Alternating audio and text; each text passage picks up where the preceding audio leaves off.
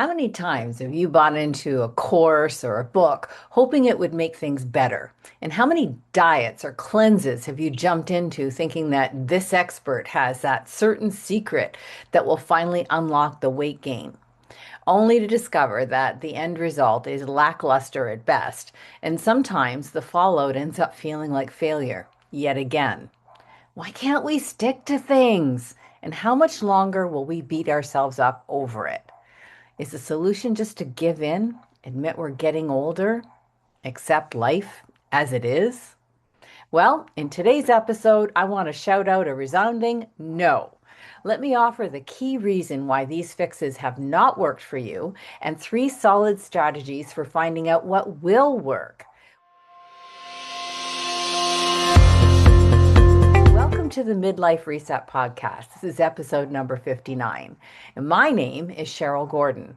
I guide midlife women to greater strength, happiness, and energy without dieting or harsh exercise or rigid rules. I'm a yoga therapist and a mindfulness coach with almost 30 years of full experience with women just like you. If you're looking to find a podcast that distills all the noise out there into a doable plan, well, you're home. So let's dive in. Well, okay, I don't practice headstand. Are you allowed to be a yoga teacher if you can't hold headstand for like 20 minutes? Well, I used to think I couldn't be that, but then I taught like 10,000 classes and realized, well, I guess I'm a yoga teacher. But there's a very good reason I never took to that pose. I have an anatomically unusual neck length. I'm short overall, but very long necked. This makes headstand a risky pose for me to hold. It could crunch those delicate vertebrae. So, what's all this got to do with cleanses and diets and workout plans that often fall flat? Stick with me.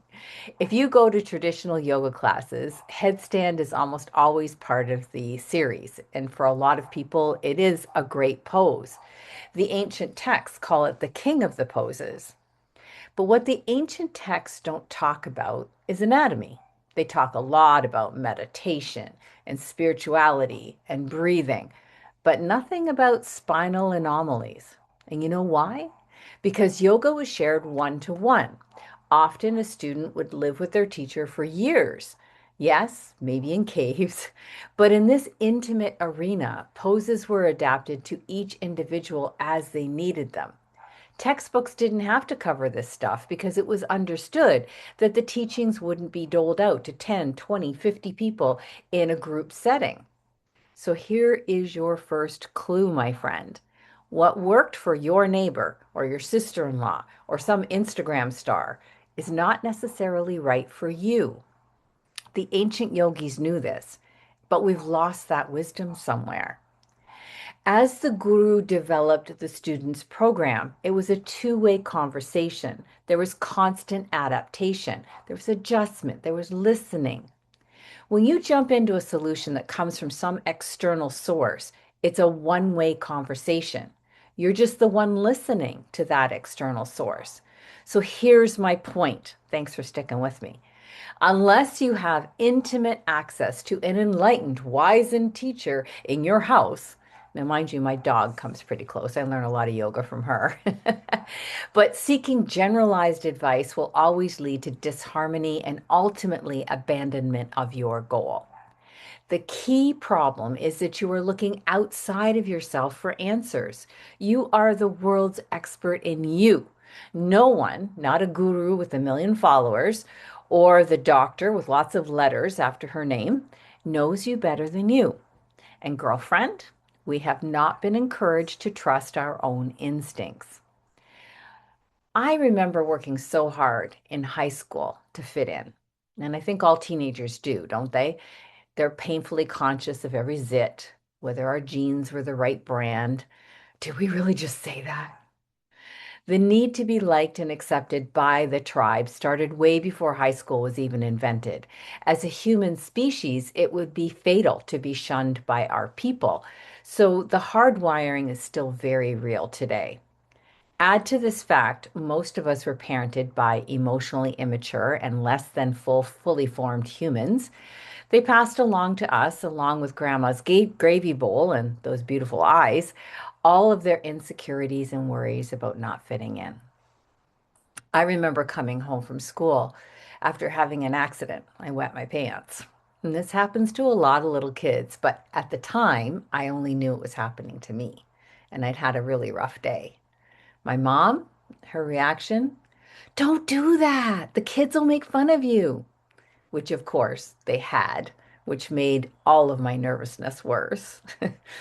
Now, you can see over time, we clearly get the picture that we need to fit in, to be accepted, to conform. So if Susie has a red coat, I want a red coat. If Debbie takes ballet, I want to take ballet. If Bonnie is sad, I have to be sad too. A lot of this is hard wiring. It's got something to do with things called mirror neurons. It's part of our deep survival adaptation. I had a client who sustained a painful hamstring injury. She came to me because I'm a yoga therapist to help her get back to running. She really wanted to know how to stretch the muscle and reduce the pain. And I help clients do that. But yoga therapy goes deeper than just stretching or strengthening. As we worked together, it came out that she didn't actually love running that much anymore. She started because her former partner was part of a club, and in order to spend time with him, she took up running. And then, even though it was getting more painful every year, she kept pushing longer and faster runs because the club members, who were a big part of her social group, did that. Her injury had necessitated a change in her habits. Now she was ready to address her fear of not fitting in, of being left behind, of being alone. She could address that like on a deeper plane. Well, guess what? She went on to take up pole fitness. Now, don't laugh. It's actually a big growth sport these days, and she absolutely loves it. She feels alive when she's dancing and loves the strength challenge of lifting herself like right upside down. Now, the moral of all of this is that you don't have to wait for a catastrophic injury to start dancing to your own beat. Sometimes it's just so hard to see the path ahead. There is so much noise in our complicated universe, so many different products and services.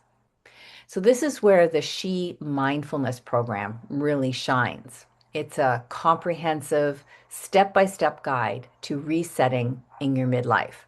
It takes all the aspects from physical to mental to spiritual and puts it all together in a customized plan that you are the guide. I do have a short workshop that explains the approach, and I'll include a free link in the show notes. But let's go back to why we have such a tough time sticking to something. See, we're not in the jungle fighting for survival anymore. We have lots of time and resources to evolve to much higher pursuits. It is safe and definitely desirable to define our individuality, to trust our individual instincts regarding what is supportive to our goals. We don't have to fit into the tribe anymore. So, how do we break free from all the conditioning I've been talking about? The high school, the parental stuff, listening to social media. I mean, it goes so deep, right? And in some circles, it's called people pleasing. So here are three ways you can start marching more fearlessly to the beat of your own drummer. Okay, number one, journal. Now, so much of our behavior is unconscious. Some research suggests 95% of what goes on in our lives is all run by background planning. I call this the habit brain. And our behaviors are driven by our emotions. Basically, we feel something and then we do something in reaction to that feeling. So, experiencing boredom might lead to scrolling on my phone.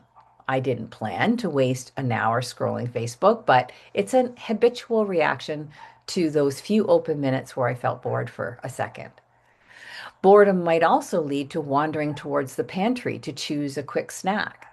It wasn't my mealtime. I didn't plan that snack, but I was bored. And then all of a sudden, I started to decide I was peckish and wanted something to eat. Emotions drive behavior, whether you're aware of it or not.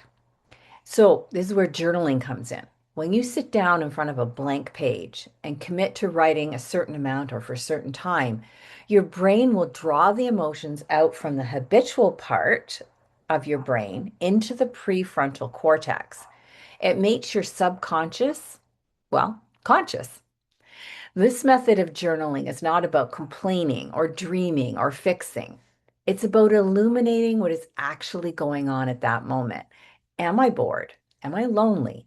Am I hopeful? I often find the first three sentences are the hardest, and after that, the words tend to fall more easily.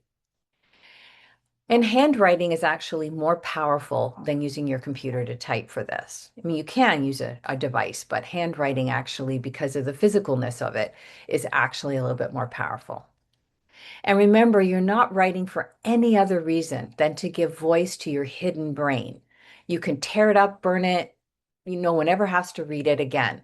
But it's the exercise of journaling that I'm talking about here that produces the results. Myself, I'm committed to journaling every morning and every evening. Consistency is really important. And I honestly find it's one of my key tools to helping me stay on track for what I want to do in my life. Hint number two, make a date with yourself. I bet if you promise to meet a friend for lunch, you arrive on time. I bet if you commit to leading a project at church, you rock it. But how many times do you put yourself off? You're going to do something, but it gets busy, you're tired, something else came up. I have a client who loves yoga. Actually, she's one of my biggest fans, honestly. But she misses a lot of classes because she prioritizes everyone and everything else. She just can't relax in yoga if somebody had asked her to babysit, or if there's somebody who needs her to help move, or if even if there's a good sale going on somewhere. She just can't relax in yoga. My client really has to start making her yoga classes in her calendar as a fixed date. She has to give her yoga appointment the same power she would give any other appointment. If you cancel your dental cleaning, dentist is going to charge you, right? So you don't cancel it. So maybe try assigning a penalty so you can't skip out on yourself. I don't know how you might do that. You know your life better than me, but you got to have a reason to follow through. Become your own master. Make your own rules because it's way more important than just getting to a yoga class.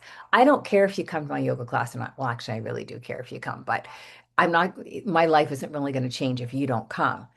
But it's about the relationship with yourself, you taking responsibility for your goals and your health, not waiting for external circumstances to perfectly align so it's finally your turn. The universe will read your cavalier attitude toward your needs and priorities, and it will provide you many chances to abandon yourself because it seems that that's what works for you. So don't let it work for you anymore. Put down your foot. And which brings us to number three, which is maybe the most challenging hint that I have for you today. Boundaries. This is really a whole podcast on its own. But for today, let's just practice how to say no lovingly when you have something scheduled, like a yoga class, and then a dear one will offer you something else to do. So let's practice together. Here's a real life example from my world. I love my grandsons and I would love to spend more time with them. And this is what happened. I got a last minute text. There's a baseball game tonight at 6, but I work till 5:30 and I already planned a healthy dinner, all part of my planning like we do in the She program. And I usually take a 30-minute walk after dinner with my dog to help with my digestion. Now, I could get that text and I could reorganize and I could say, well, I'll just get takeout on my way home. I'll get to the game, skip the walk with the dog, and then I get to spend time with the kids. But this means abandoning my healthy routine. So what does it matter? Just this once, right? This is a tough one that gets me right where it hurts. And there is no right answer. And many of you will judge me for the one that I choose. I choose me, my healthy commitments to myself. My kids are amazing. My boy will kill it at that baseball game. They don't really need me there. And as much as I would like to be a bigger part of their world, at the end of the day, I face myself, just me alone in the mirror. Am I looking tired? Is my digestion upside down again? My choice is to wait until a time with the family that works for everyone and to look after my own well being as a number one priority. It feels scary just saying all this out loud. I feel so selfish. But this is hard won wisdom, my friend. Continually putting others first is draining and unrewarding and damn lonely. You wait for your turn, and you know what? It never really shows up. So, girlfriend, make your own rules, run your own life, stop copying what someone else does or what the celebrity of the week says is life changing. When you start taking back your own life, you invest in activities and projects that are meaningful to you. And you have confidence that you will complete them because you know how to prioritize and set those boundaries. Now, if any of this resonates, I would love to talk more about applying this in your life. I do have a masterclass that you might find interesting. It's called Midlife Weight, Sleep, and Confidence without diets, drugs, or burning out. I'll get you started on 3 basic steps that will help you reset your life. Get free instant access by clicking on the link in the show notes.